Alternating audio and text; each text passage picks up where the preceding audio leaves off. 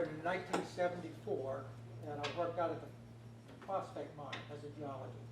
And I spent 10 years out there wandering through the woods drilling for phosphate. I got a very good idea of what it's like in the flatwoods. And so anything I'm going to talk about is the flatwoods. And Suwannee County doesn't have a whole lot of it, but you do have some up around Lake Louise. And mainly the flatwoods are Baker County, Northern Columbia County, a lot of the eastern side, 2/3 of Hamilton County. And that's the area that I'm familiar with, and that's kind of where I'm coming. And it's an explanation of kind of why we are where we're at. And historically, well, John put my map up there. Yep. Historically, all right, in any aquifer, there's a point where the water flows this way and the water flows that way. It's kind of like High Point. And the Florida aquifer is what we all drink out of. And the high area that feeds all of our springs, the pressure that pushes the springs, is in Hamilton and Columbia and Baker County. Now that point where the water flows towards the east to the Atlantic and to the south, basically to the south, you know, towards the Gulf, used to be historically, probably in the early 1900s, in Ware County, Georgia, Eccles County, Georgia, Baker County, that elevation was up at 70 feet, and that's why White Springs could flow, and they used to have a spillway that they could close and keep that spring water going all the way up to 70 feet. That elevation in those areas are now down to 50 feet, which is why White Springs doesn't flow, but still high enough to push this Tuckman, Little River Springs, and all these other springs. That divide has migrated, that point at which water flows, and we were talking about this earlier, that we're losing aquifer area. And that divide is now, if you're familiar with Falling Creek in Columbia County, you know, that's just like where I-10 and 41 is. There's a sinkhole where Falling Creek goes underground.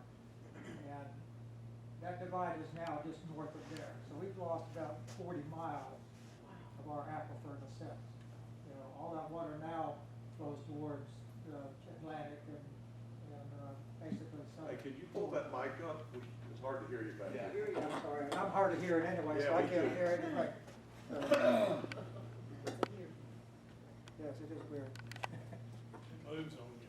So there was a study, and a lot of this data that John is probably going to put up here, in 1980 or 1990, the USGS did a study of all our groundwater, and they used data from 1980.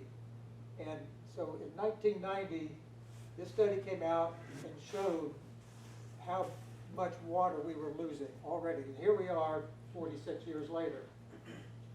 And we're just now getting to a solution, but we've known about this for a long time. And the big problems originally were the paper companies along the coast, Fernandina Beach and New Brunswick. They've used so much water that some of those drawdown maps that you had earlier shows a big depression in those areas, and that's what originally was pulling towards us. Then Jacksonville got into the play with us. And in Duval County in 1983, they were using 79 million gallons a day. And, you know, and I'm not putting the blame on anybody. This is just how we got here. Nutrien, phosphate mines, they've been pumping since 1966, and I worked out there. I enjoyed working out there. I liked all the people out there, but they've been pumping. They're now pumping 20 million gallons a day, plus or minus. They used to have 2 mines going, so I'm sure it was double that. And that's since 1966, and that's just in Hamilton County, and you know, so that's a lot of water being removed from the ground every day. And plus there's our own use. But a big one that people don't talk about very much is the paper companies and you know, these pine plantations. When I got here in '74, we were clearing lands to mine, and they were harvesting the first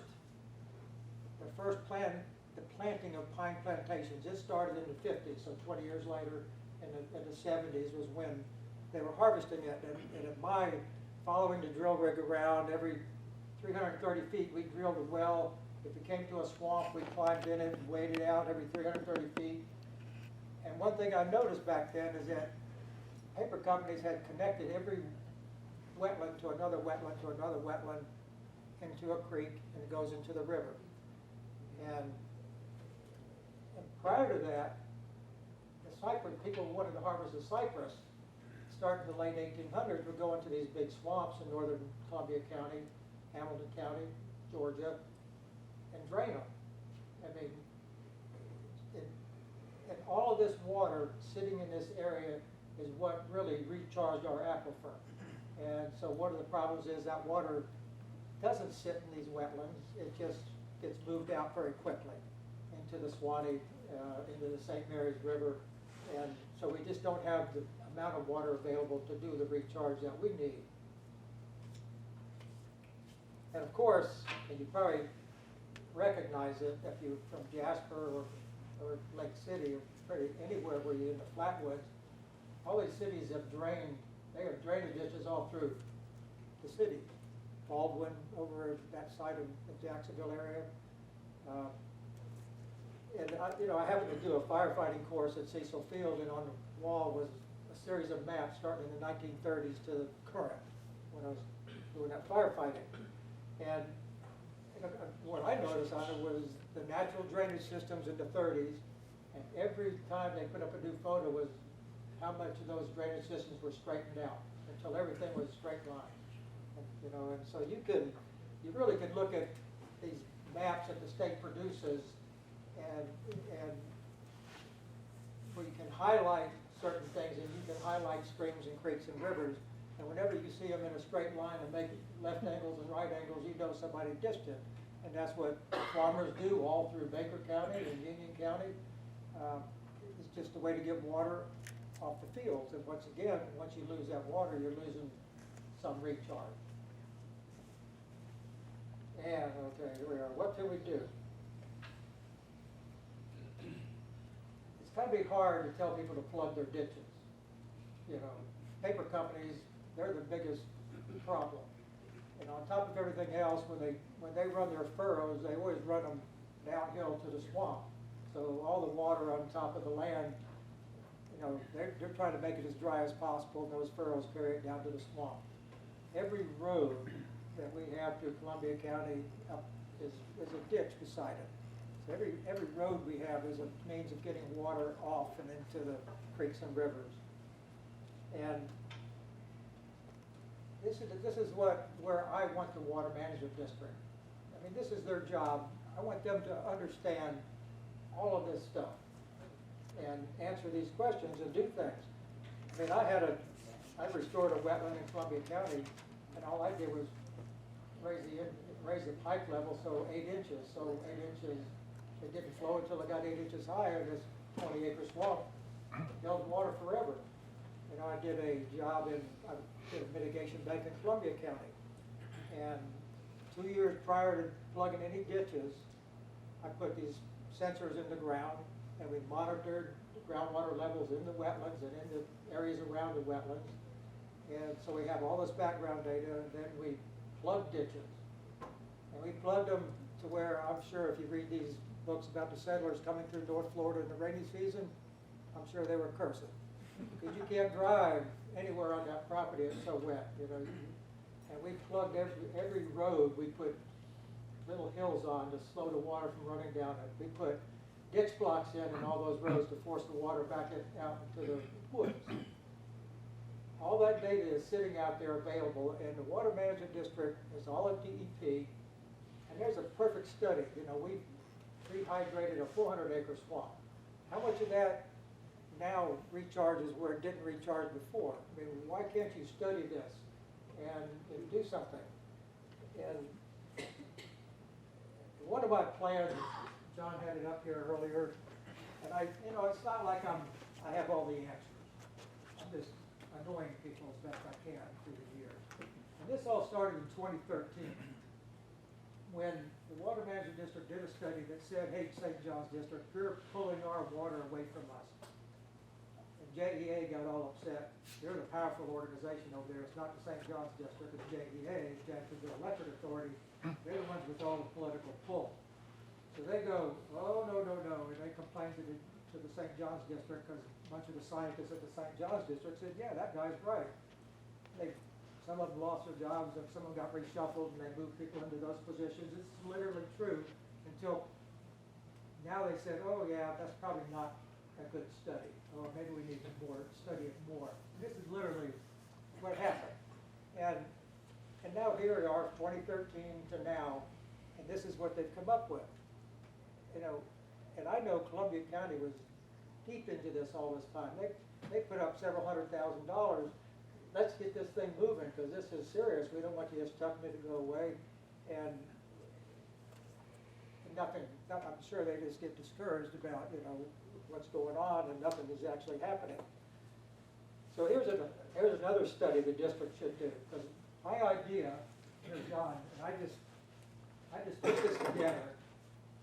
This is all, basically this is mostly Hamilton, Columbia, Baker, and Alachua counties, and all that purple are the swamps up there. That giant blob up there is a lot of the Osceola. And I said, what if, because if you're familiar with the flatwoods, you know that during rainy seasons, and that's usually, it's not really the rainy season in the winter, but it's really when most of the floods happen. And the storms come through in hurricanes and you're in the flatwoods, water is leaving those swamps lickety-split. And I mean, there's rivers running down the sides of the road. And so I said, and the reason is because they've ditched everything, and so when it rains, all that water just leaves right away.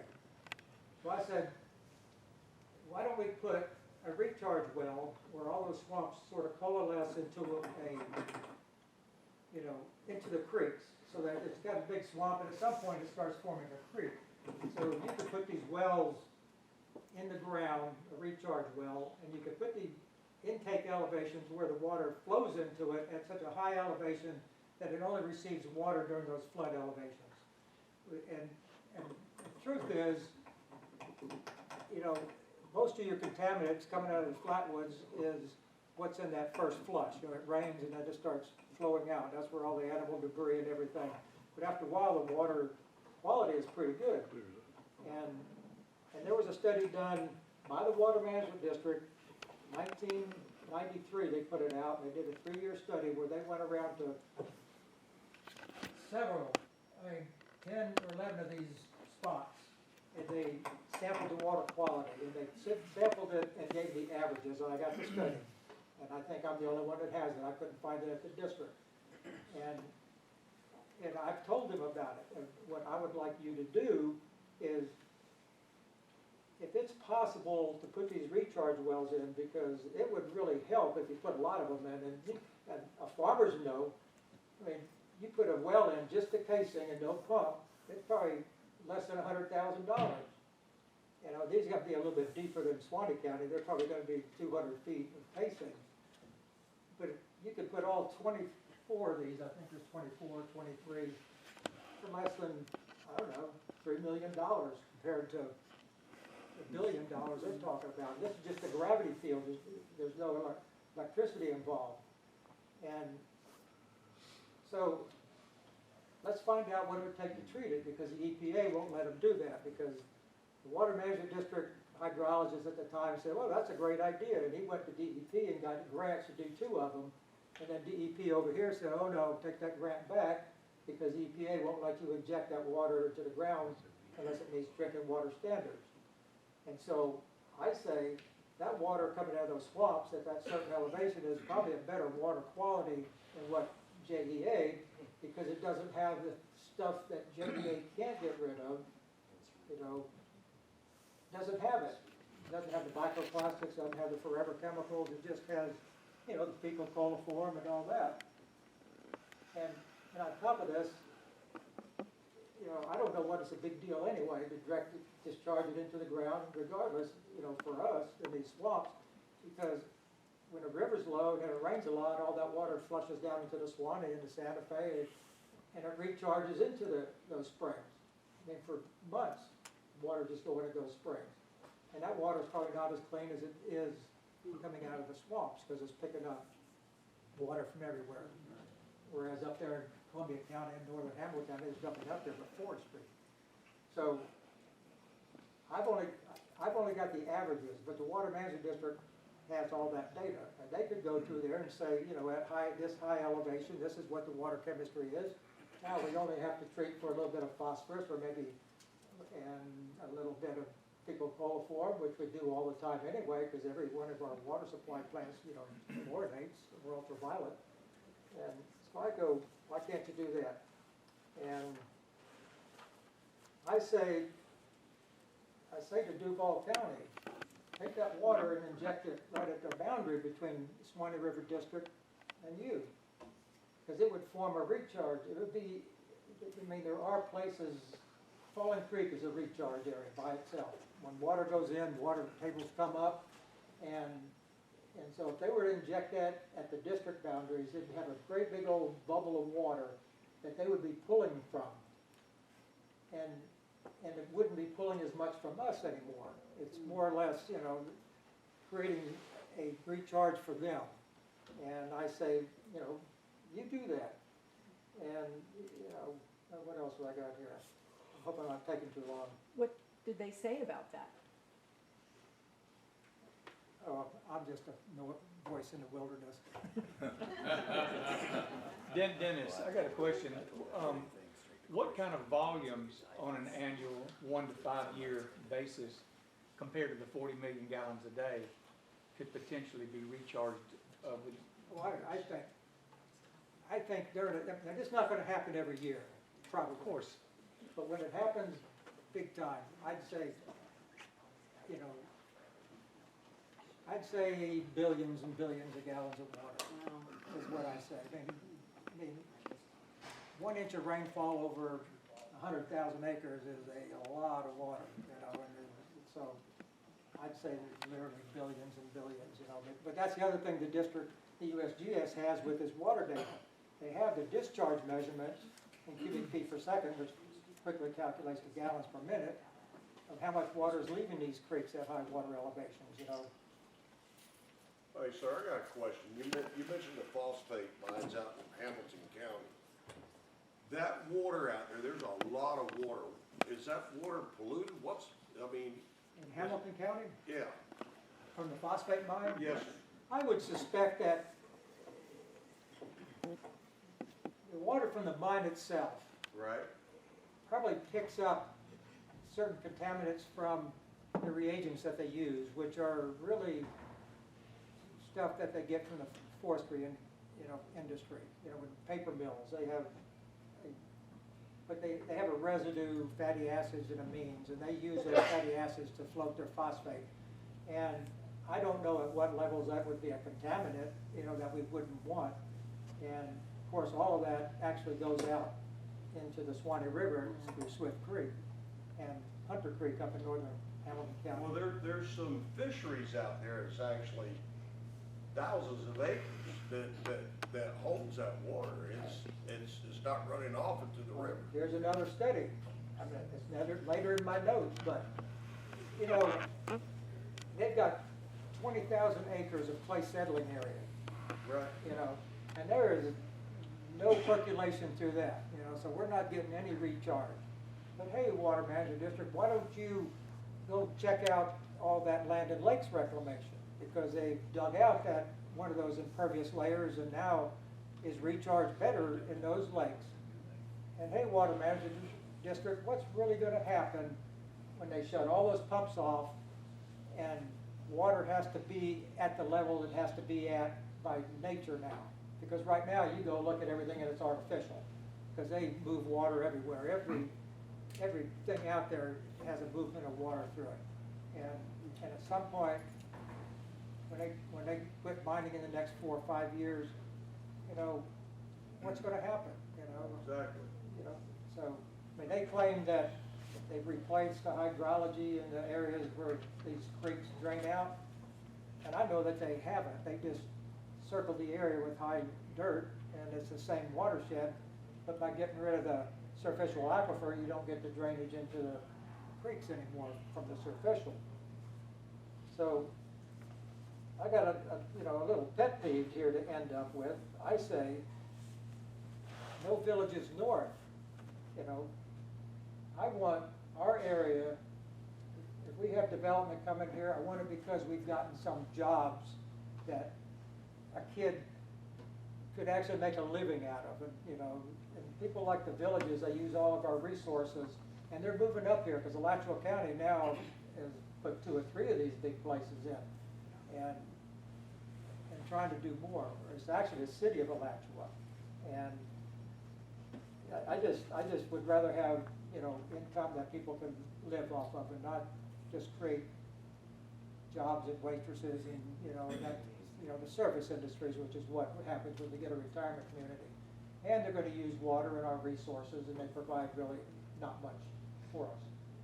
So just be aware of that. Yeah, thank you, Mr. Price. Mr. Sessions, so he just said a lot of things about the district, about the dynamics of the district. I'm gonna tell you, I can't hear very well. Can you just speak to some of the things he just said about the dynamics of the district, why the study, I mean, the study's been around a long time.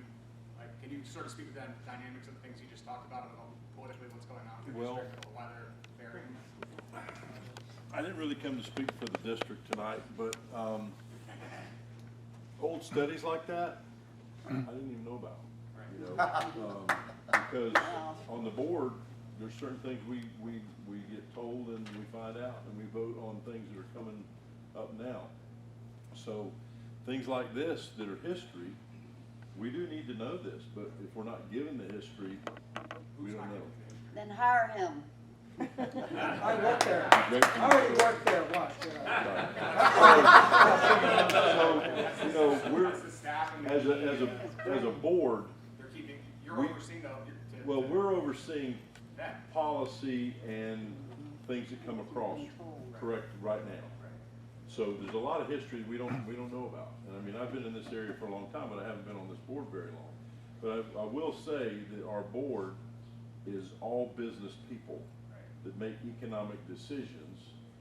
So the decision to do the study was more economic than anything else, because we want to understand things before we vote farther down the road. So I can't really speak to history of times that I haven't been here. Do we have the money to contract out and do studies, science?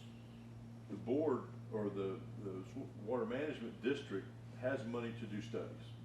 And so hopefully tonight they may see what's come along in this discussion and decide to bring up old information. Can you as a board member commit to? I can talk to our director, and trust me, I've talked to him quite a bit about certain things. So I will commit to y'all that I'll go talk to him about some of this history. Absolutely.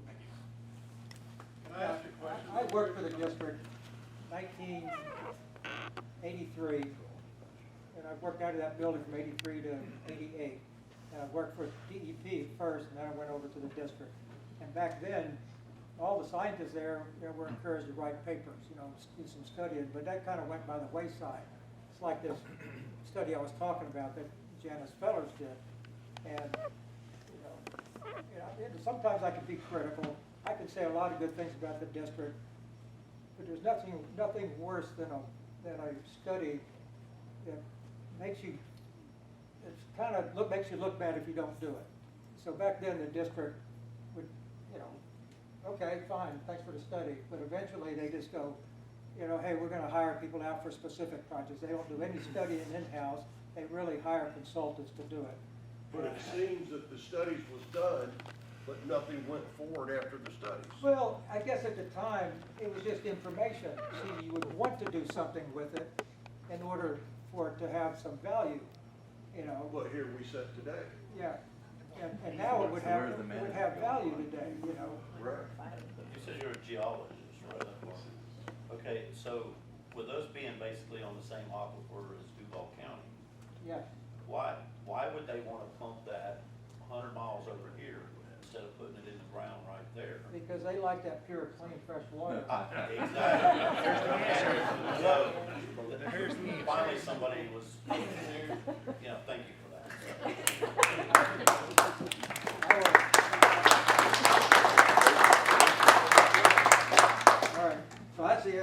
part. I have a real quick question.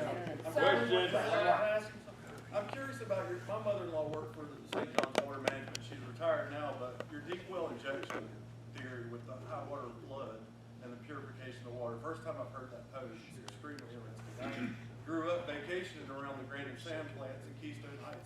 Anybody that's been there vacation there has seen it bone dry for the last 35 years, so I'm curious why Jacksonville's not looking that direction rather than ours.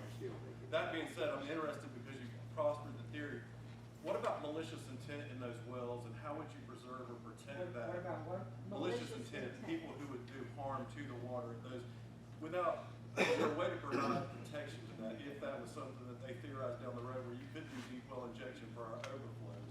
I know that's something that we've considered in this area, but how could you protect that to keep people who have a malicious intent from doing any kind of harm? Because once the groundwater's in the ground, you can't get it out. Like So- dumping oil Yeah, or dumping things, dumping hazardous waste, or, just somebody who's, looking to do harm. Is there a way to construct that? Have y'all looked into that? Is there a way to construct that where you can't get access to it, or? Because it's a really good theory, and I'm just curious if it's been talked to that level. The question is, recharge waters in these injection wells. And I'm really, I'm sorry that I can't hear that well, but He's wondering, your idea of those, wells out in the flatwoods, what if someone wanted to put Well- this stuff down, is there some way to keep them from being able to do that? well, that's up to the district. It's not, okay, we're gonna walk away from this, it's gonna sit there for 20 years, we're never gonna look at it. It's a maintenance thing. You're gonna have to put grizzlies around it to keep logs and stuff from going down in it. You're gonna have to clean those out. You're probably gonna have to pour a chlorination system. So the district right now has networks of groundwater and rainfall, and they know how to deal with that stuff. So I think it would be their responsibility to look at it. Now, I was trying to talk Columbia County into permitting one of these wells, and, Glenn was with the development authority then, and he lost some businesses because the district wouldn't give Columbia County water. And of course, they just go across the border and got their permits over, St. John's district. And, I don't have any, I think, Well, my follow-up question to that is, if you have water replenishment at that level, would that prevent any further interest from this course of action, bringing this water from Jacksonville in? Would it be enough He can't replenishment? hear you, Jason. Were you, Would your, solution be enough of a solution here that we would need the 40 million gallons per day from Jacksonville? I think it would. I never, when I was first coming out with this, it had nothing to do with Jacksonville pumping water over here. So when I hear their solution, it's really, hey, we've got a problem because they won't let us put it in the St. Johns River, hey. They're still gonna need to put that 40 million somewhere. Let's put it over That's the here. problem. granted, it's gotta go. Because I like to do us a favor. If it was drinking water quality and nobody had any problems with it, it would actually do some of the things that they wanted to do, which is really restore the river. But it would never do anything in that big recharge area that we need recharge, because they're putting it in locations where that water is flowing towards the Gulf right away. So it's gonna spill, Like it's gonna spill right into the Gulf. So they don't want it in their ocean over there, they want it in ours. Well, they don't want to suck it up. It's all ours. And on top of that, they're moving all the wells closer to us anyway, because they're getting that saltwater intrusion, so. I apologize, I got through this meeting late and, didn't get it from the beginning. But I'm pretty much a lifelong, resident of Swanee County. And, my question is, at this moment, I have some other comments. Is there an actual plan as to where it's gonna be pumped from and to? And I think that's what Mr. Sessions alluded to. He just voted to do the plan. Okay, well, let me ask another question then, if that's the case, will the public know ahead of time about that, what the size of the pipe and where it's gonna be coming from, and where it's gonna be dumped? Yeah. I was told that, first of all, for the last meeting, I was under the impression that it was gonna be pumped all the way to the river. I spoke to Mr. It's not a- Brad. It's not a river recharge it's not something that they would put in the river. Yes, sir, I spoke to an individual from Jacksonville, a representative from, in the last meeting. He told me that it was gonna be pipe somewhere in, Lake Butler. And that Lake Butler is a transmission line to our aquifer. Is that correct? Well, it wouldn't come to us, if they put it in Lake Butler, it'd go back to them. They're on that slope going back to Jacksonville. So if they did put it in the ground over at Lake Butler, it would be in our district, but the water would not even move in our direction. It would really just kind of slide back. It'd be within their cone of influence, so to say. They turn their pumps on, they pull water from everywhere, all the way to Lake City. So, Okay, now, let me ask another question. Is Swanee River Water Management saying no, or are you guys saying yes? don't, I mean, because I'm a forward type person, and I'd like to know. and this is actually, the problem is, No, we don't want the that. problem is extremely serious. And as mentioned earlier, out west, and they are struggling for water. And where do you think those people are gonna move to? You know, where the farm's gonna move to, where the factory's gonna need water. And Florida's a peninsula, so every bit of water in that aquifer comes in from rainfall, all of it. That's the only place on earth it comes from. And so you're just a narrow peninsula, and, you know, water flows in the middle of it and kind of goes towards, you know, and we're mining, it's actually mining more than we're mining the water. It's being depleted. No matter what plans or what's happening, it's still being depleted. No matter how much they want to pull back on water use and not give it, it's still too much going out. And you know, I don't know what the answer is, but people already got their water use permits. But the answer is, let's do a variety of things. One of them would be my recharge wells, one of them would be plug ditches, one of them, I don't know what else, you know. Well, I'm all Close for, Florida. if they're gonna go through with it, benefit Swanee County, benefit, so they'll have jobs like you mentioned. You know, I think that'd be a smart thing to do, so Swanee County can monitor that water. Yeah, well, I did.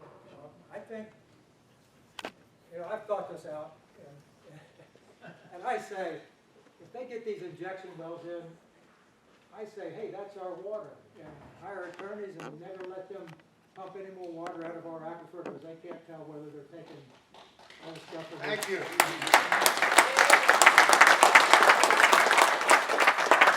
Okay, and I'm getting a little concerned about time, so Mr. Quarterman,